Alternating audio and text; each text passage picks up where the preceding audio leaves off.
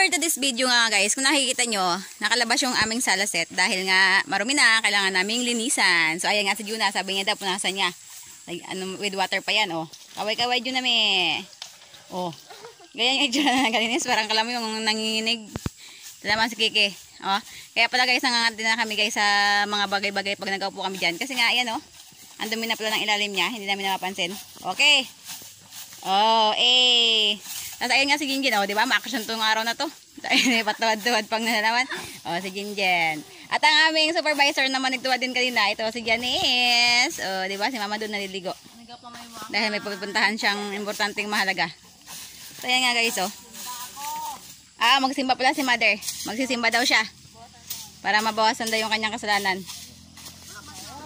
Charot. Tama mo yan. Oh, mamaya. Magala naman kami, mag-varnish na naman kami. Ayun na nga guys, sumulong na rin niya si Janice magpunas dahil nga si Juna ay pagod na. Sabi niya, tulungan niya naman daw. Tapos yung dalawa na yan, si Papa at si GR, ewan ko na pinagkabibisihan nila. Nagalagari sila guys. Tapos yung aso namin dyan, syempre, hindi pa paluli, mag-extra din yan. At ayun na nga guys, binabarnish na nga yung upuan namin si Jen. Ito naman si ate sa kabila. At may ano pa nga kami, may model. Wada! Matindi yung model namin. Tapos na itong isa.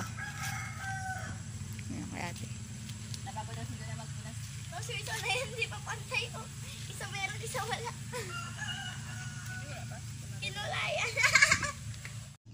Sinabihan ko nga si Janice guys na baka gusto niya mag-try, mag-mekos-mekos dyan, magpunas-punas. Siyempre, para ma-experience niya din. So, ayun, dahil nga ayun, gusto niya rin. Kaya yan, nag-mekos-mekos siya. Barnes nga pala kami guys. Dito pala si Kiki guys, oh. Yan, oh, nagraraba siya. Oh, di ba? Panis. Believe na naman kayo. Oh, see? Nagraraba siya dito guys kasi medyo ano na dito sa tabi ng bahay. Yan. For the rabas ang person. Lapad-lapad pa yan guys, oh. Oh. Yung mga ano na yung aming harap ng bahay, yan o. Sabi nga ni Mama, itong mga to ay ami pang ano yan, ami pang damuhan. Ang kaso wala pang oras. Kaya yun, yan o, dami niyang, ang dami niya ng ano, dami ng mga damo. Kung nakikita nyo. Yun na nga guys, ayan na yung finished product namin. Tapos na namin siyang varnishan. Kung nakikita nyo, nagmukhang upuan na siya, diba? Although upuan na rin talaga siya, pero mas nagmukha siyang upuan. Ayan o.